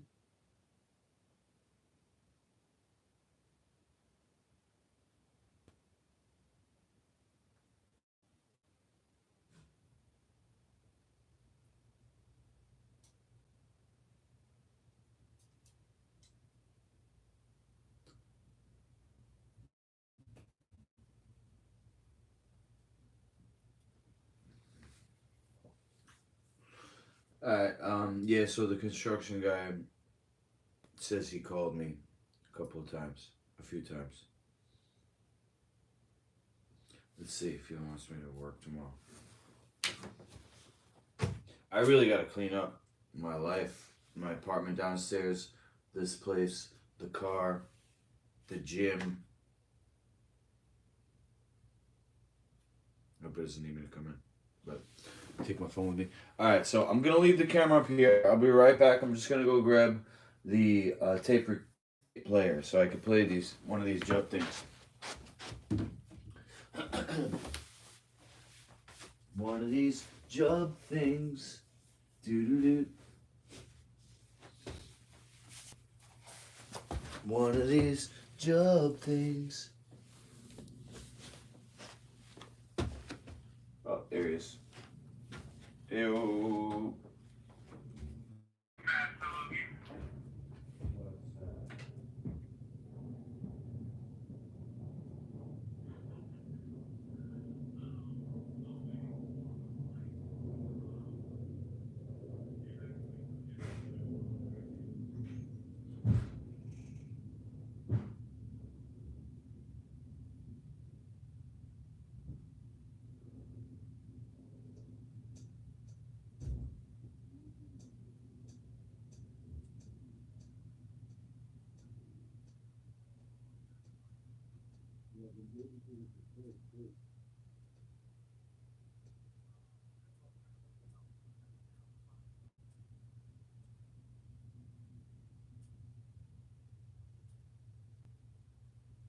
I'll let him know.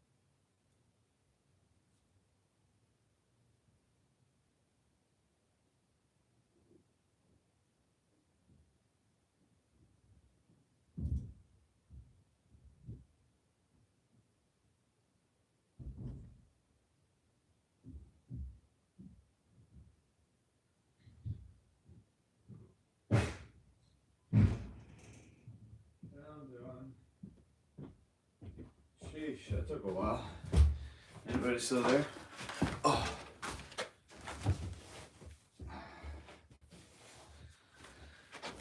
Okay. Oh my God, it's so cold. So cold, so cold. So this is the, you've seen one of these before? Super USB cassette capture. Wow. Stop, rewind, play. So this is supposed to be to digitize something.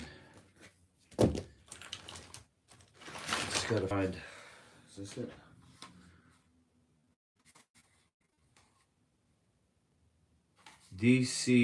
DC3V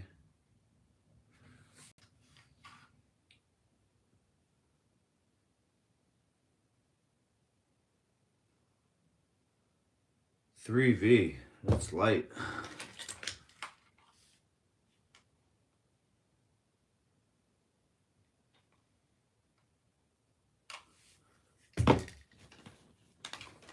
Got a bag of cords here that I should throw out. Most of this shit, see? This is I guess a microphone cord, you know?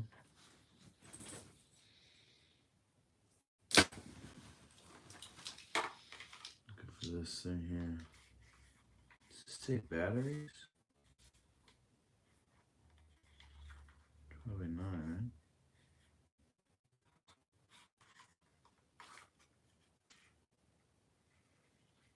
Sheesh.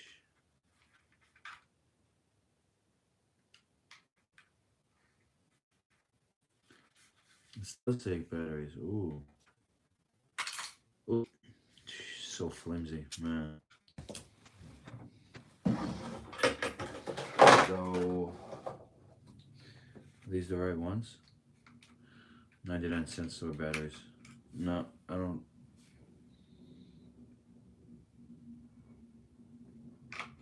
Oh!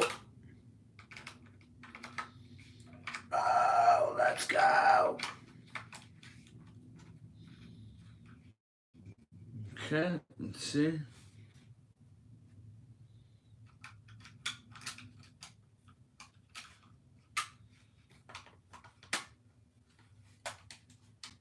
Let's go. It's actually moving.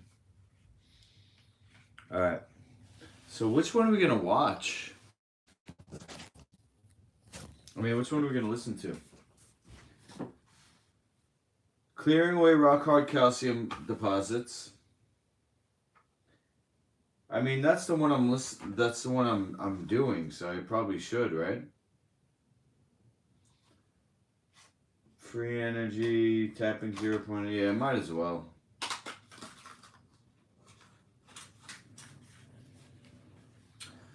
So while I'm doing this, I'm not gonna talk, but I'll keep the camera rolling so you can hear. And in the meantime, I think I'm going to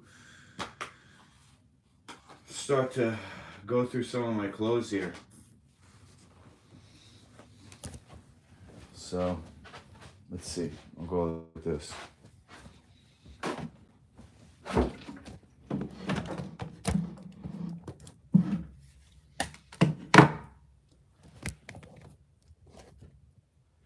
Put this in my speakers.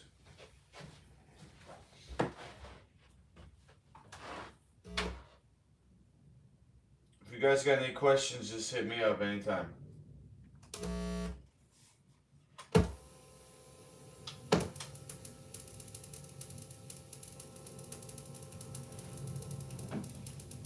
Because some of those are doing when they go, the reality is like, well, you know? It's exactly that.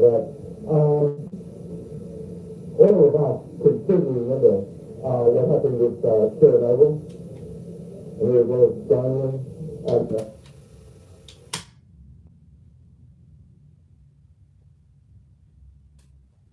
with Stalin and radioactive material. There's put out there the land.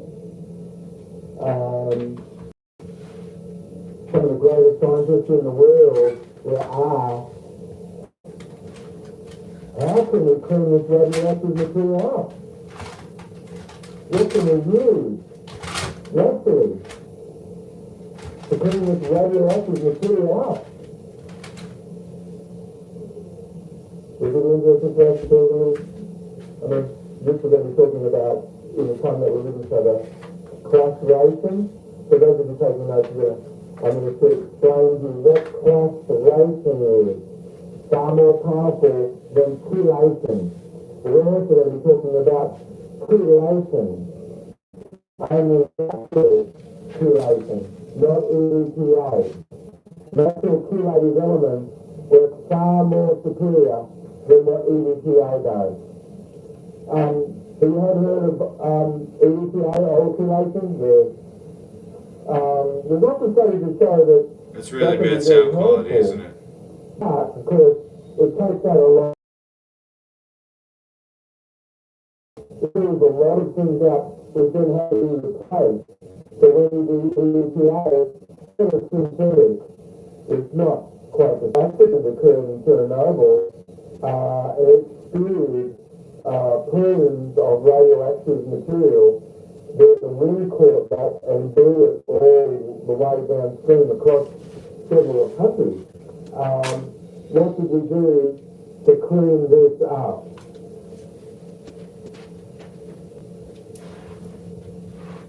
There's a particle that nature uses. It's called zeolite. Zeolite. Now zeolite, Z-E-O-L-I-T-E. Now zeolite is like volcanic glass. Like volcanic pumice. And when a volcano explodes, this volcanic ash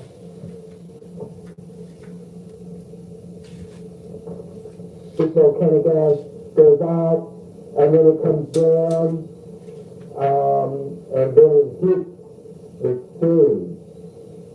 And when it hits the sea, it causes it to be changed. It has an enormous surface area, and it has at least two sides of itself typically which can latch on to something. It can latch on to this, make it larger, make it more water soluble. It can stick around it. It can assist to help neutralize this. So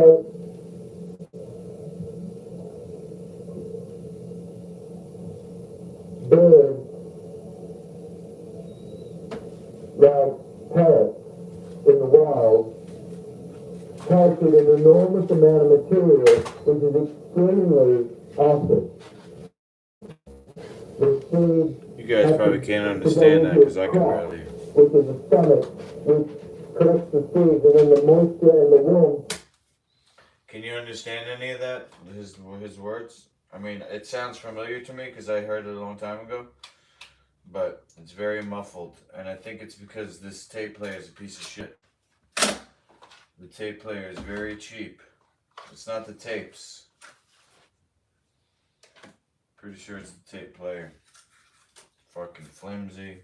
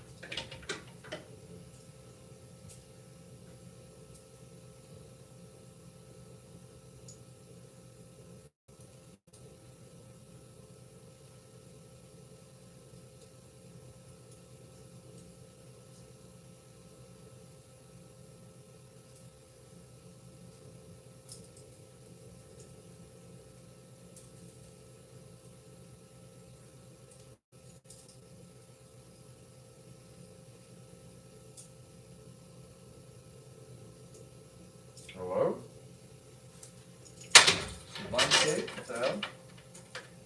Fast forward it a little bit.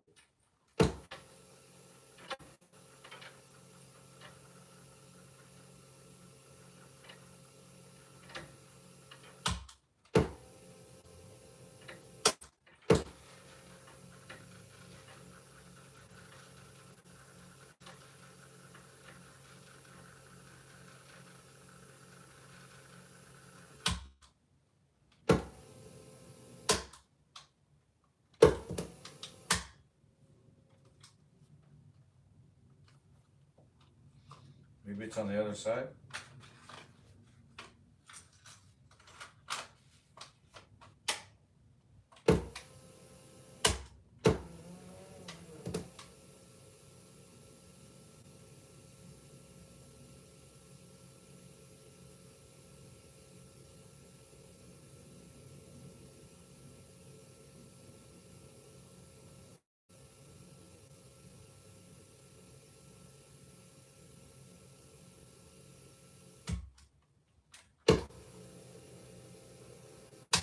What the fuck?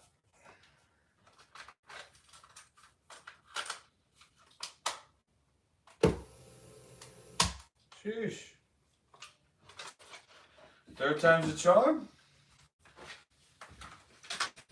Maybe get a good one. What's this?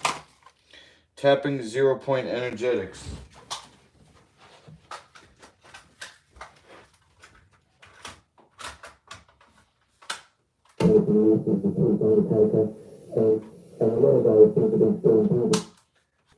This tape player is a piece of doo-doo. Dang, bro.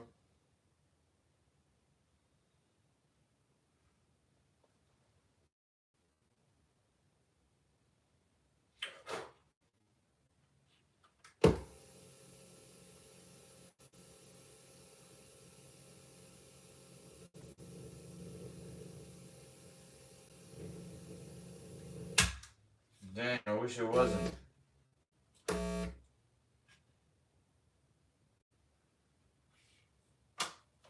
I'm gonna have to get a good one. He put me in a position where, you know, I'm responsible for getting the word out, so I can't accept this. Oh shit, I'm getting hungry now. Fuck. Help. Alright, but I don't have to work tomorrow, so I'm gonna be cleaning my apartment. I'll clean up all this, get it in one suitcase. You know, I'll lay it out on the bed. Figure out what I need, what I don't need. How many rash guards? Say I go on tour. The hunger is just tiredness. I'm gonna go to bed now. Don't worry, I'm not gonna eat. Tomorrow's a different story, man. Tomorrow I might have like 5 cups of coffee, bro. To be honest.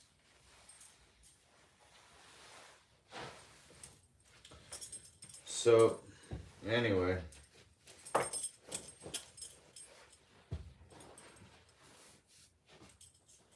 What else? Anything else? Let's see here.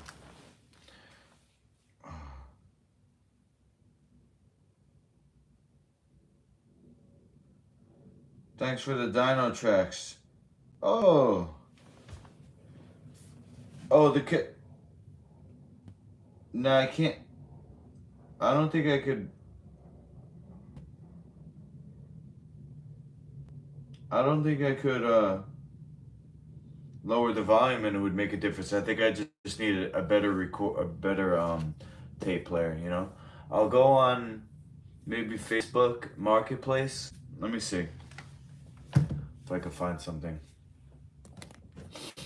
It's a tape deck, right? Facebook.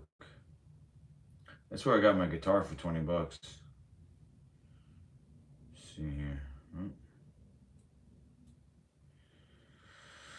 Let's see here. Marketplace. Is it what's kind of tape deck? It's not a VHS. I'll just put tape deck.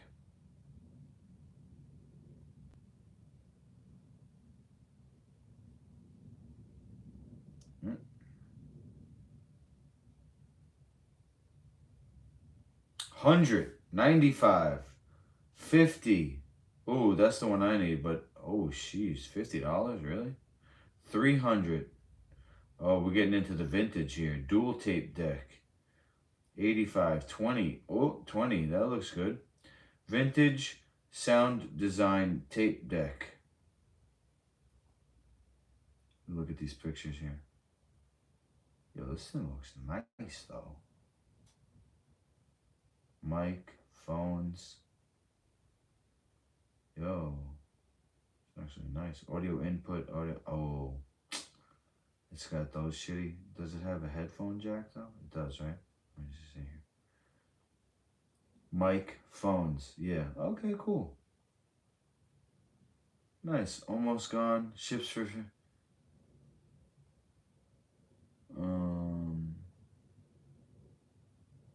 Top shipper. All right, so we're looking at $35 for that one. Let me sort this. Shipped and local. Let me just put local.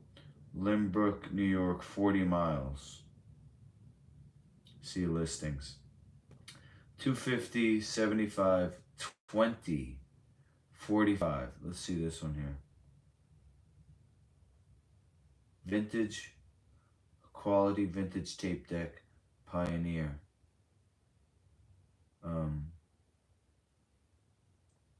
Let's see here if it says anything. Used like new. Oh, okay. It's only $20. Send. Oh, fuck. Fuck.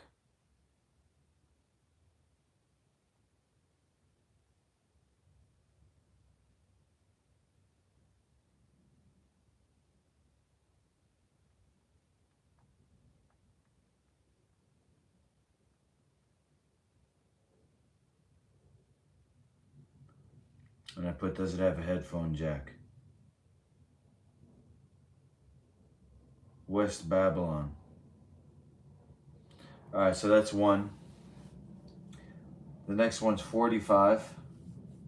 But let's see, 45, another 45, 35, 20.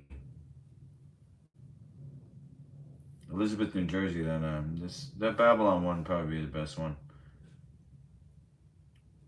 Boombox, dual cassette. Oh, $20. New Jersey, Levittown. 900. What? Hicksville. 45.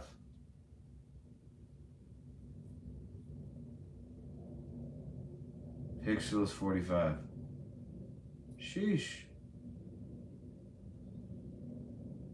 West Babylon, that's not too far. 130, 50. Alright. Let me see if the $20 dude gets back to me. If not, I'll look for more.